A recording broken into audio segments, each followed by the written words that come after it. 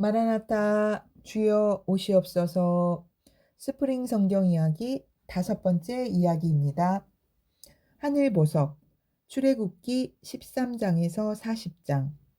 애굽에서 70명으로 시작했던 이스라엘 백성들은 430여 년 만에 어마어마한 큰 민족이 되어 애굽을 떠나게 되었어요.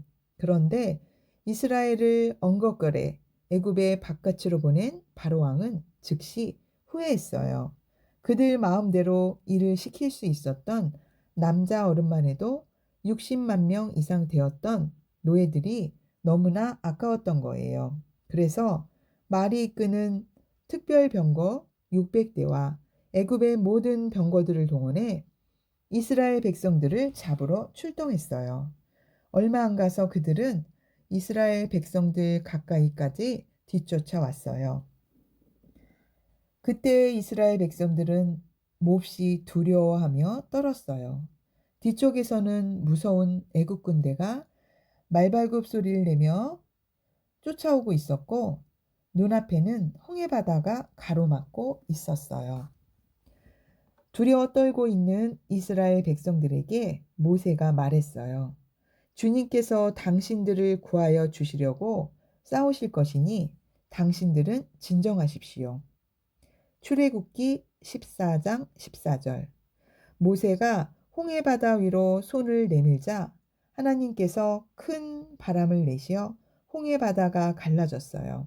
그래서 이스라엘 백성들은 바다 한가운데로 난 길을 따라 홍해를 무사히 건널 수 있었어요.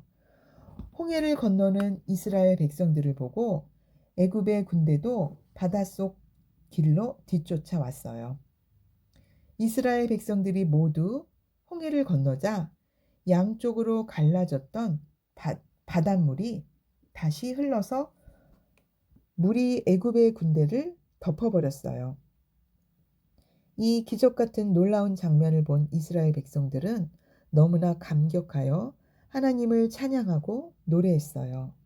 이 홍해의 사건이 얼마나 놀라운 일이었던지 그 일대에서 이 일을 모르는 사람이 없을 정도로 유명한 사건이 되었어요. 그 후 이스라엘 정탐꾼들이 여리고성을 정탐하러 갔을 때 그곳에 살고 있던 라합이 이 홍해 사건을 알고 있다고 말하는 모습을 볼 수 있어요.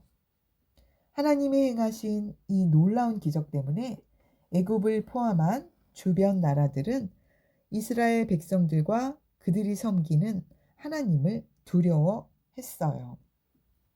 기적의 비결, 순종의 결과. 애굽으로 돌아간 모세의 순종. 이스라엘 민족 전체의 출애굽이 가능했어요. 유월절에 어린 양의 피를 대문에 바른 순종. 애굽 사람들의 첫째 아들들이 죽을 때 이스라엘 사람들의 첫째 아들들은 살 수 있었어요. 모세가 홍해 위로 지팡이를 내민 순종. 홍해가 갈라져서 무사히 건널 수 있었어요. 모세가 바위를 친 순종. 바위에서 물이 솟아나와서 사람들의 목마름을 해결해 주었어요. 그러나 이런 홍해의 기적으로 큰 기쁨과 감사의 노래를 불렀던 이스라엘 백성들은 겨우 3일 만에 감사한 마음을 잊어버리고 말았어요.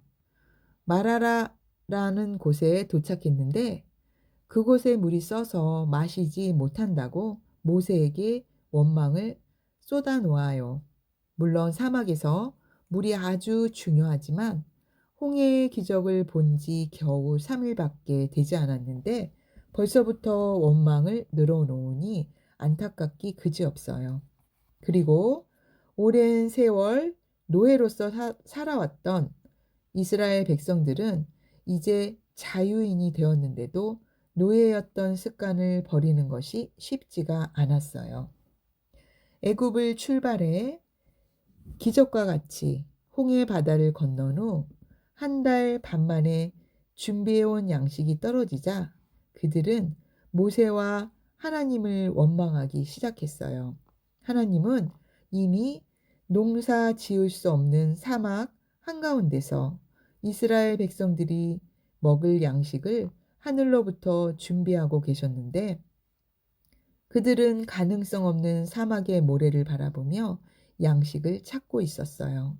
추운 겨울밤 자다가 일어나 우연히 거실 창문 밖으로 소리 없이 내리고 있는 하얀 눈을 본 적이 있나요?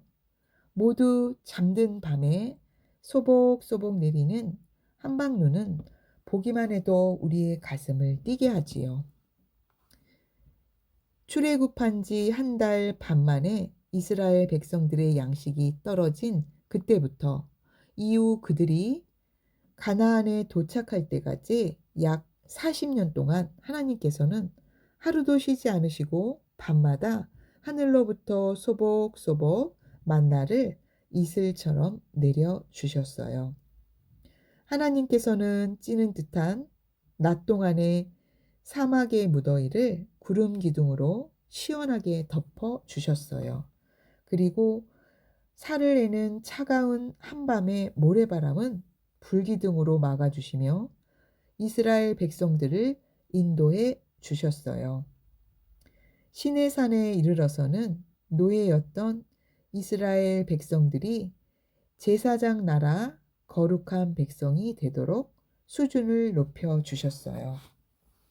그리고 또한 십계명을 주셨어요. 이스라엘 백성들은 시내산에서 1년 정도 머무는 동안 애굽에서 가지고 나온 귀한 것들을 하나님께 정성껏 바쳐서 하나님이 주시는 설계도대로 성막을 만들었어요. 그 성막에서는 하나님께 예배를 드릴 수 있었어요. 하나님은 모세의 형 아론을 제사장으로 삼으셔서 이스라엘 백성들의 제사를 인도하도록 하셨어요. 그래서 이스라엘 백성들은 제사장을 통해 하나님께 나아갈 수 있었지요. 하나님께서는 제사장 아론에게 거룩한 옷을 지어 입히게 하셨어요. 그리고 그 옷에 12개의 보석을 달게 하셨어요. 또한 그 보석에 이스라엘 12지파의 이름을 새겨 놓도록 하셨어요. 이스라엘 백성들이 애굽의 노예로 살고 있었을 때 그들의 이름은 노비 문서에 기록된 애굽인들의 재산일 뿐이었어요. 그런데 하나님께서는 보석에 그들의 이름을 새기시고 세상에서 가장 귀한 존재들로 만들어 주셨어요. 그리고 거기서 4줄 보석을 박아라. 첫째 줄에는 홍보석과 황옥과 녹주옥을 박고 둘째 줄에는 석류석과 남보석과 홍마노를 박고 셋째 줄에는 호마노와 벽옥을 박되 이 보석들을 모두 금태에 물려라. 이 보석들은 이스라엘의 아들의 수대로 12이 되게 하고 인장 반지를 새기듯이 보석마다 각 사람의 이름을 새겨서 이 보석들로 12지파를 나타내게 하여라.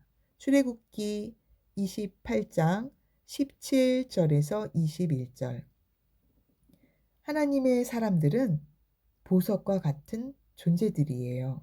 하나님의 사람들이 바로 하늘 보석이에요. 자녀들아 너희는 하나님께 속하였고 또 그들을 이기었나니 이는 너희 안에 계시니가 세상에 있는 자보다 크심이라. 요한일서 4장 4절. 할렐루야. 오늘도 승리하는 하루 되십시오.